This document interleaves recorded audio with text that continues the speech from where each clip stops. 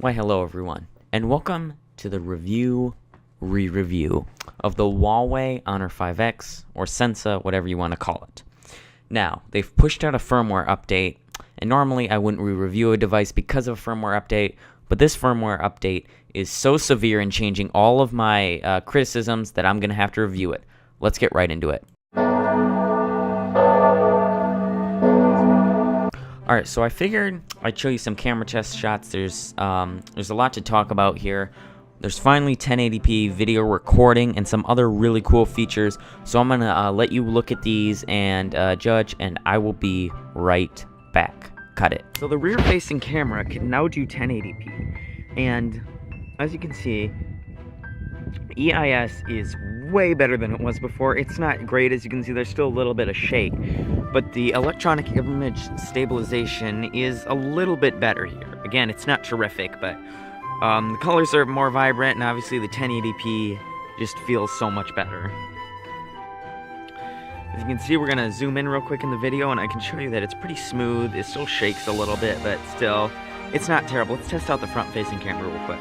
It's the same story on the front one. You get 1080p, but it's 8 megapixels instead of 13. But there is no EIS, so your things are going to be noticeably shaky. There's no zoom. Oh, there is zoom. I was wrong. But the zoom, actually on this one, feels a whole lot better than it did on the back camera. The back camera felt a little bit shaky, but this one doesn't feel as bad. So let's take some selfies real quick. All right, so back into it. Now that we've looked at some photos, looked at some videos, they're much crisper than they were before.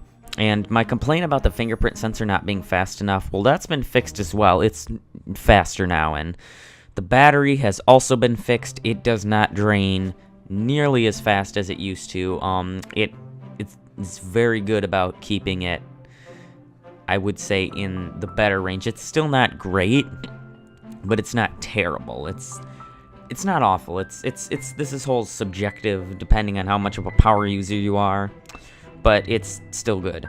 As you can see, I've installed a skin on mine, and that skin is Samsung's Galaxy S8 skin. Now, I liked their TouchWiz, or whatever you call it. I think it's called TouchWiz. It might be EMUI now. I don't remember. They changed the name, I think. Clear the throat every video. Anyway, I like it way better. You scroll over to get the camera, and I think it looks clean, and I kind of blended the pixel in the Galaxy S8, and I think it looks really good. Now, there's a button in the bottom right-hand corner now that you can actually drop the notification shade, which is a really nice feature to have. You don't have to reach all the way up to the top now to drop it. You can just press that button, and you're good. Also, if you slide over really quickly, you can do one-handed mode, which is not as hard. There's a shot of me doing one-handed mode. I don't know if that's gone through yet. I think it has. But I struggled with it because I couldn't get it to activate. But as it turns out, you're not supposed to hold down. You're just supposed to push. And then you can click anywhere in the black and return to normal, which is nice. And the fingerprint sensor has so many improvements right now. You can slide down as well to drop the notification shade. Slide up to get rid of it.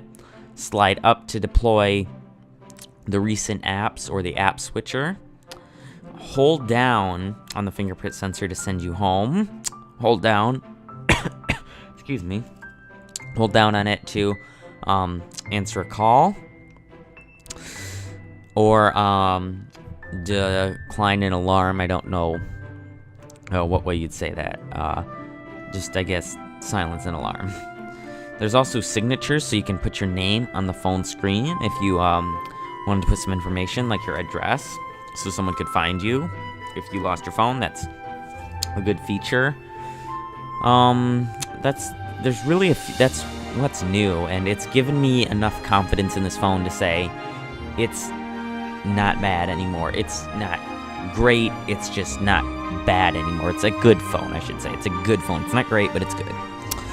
I still have the same complaints. No quick charge, no wireless charge, no USB-C. That's the big one that really bugs me.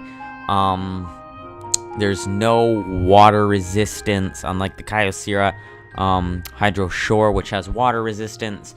But other than that, those are my complaints. I hope you enjoyed this video. I will see you in my Moto G video. Bye.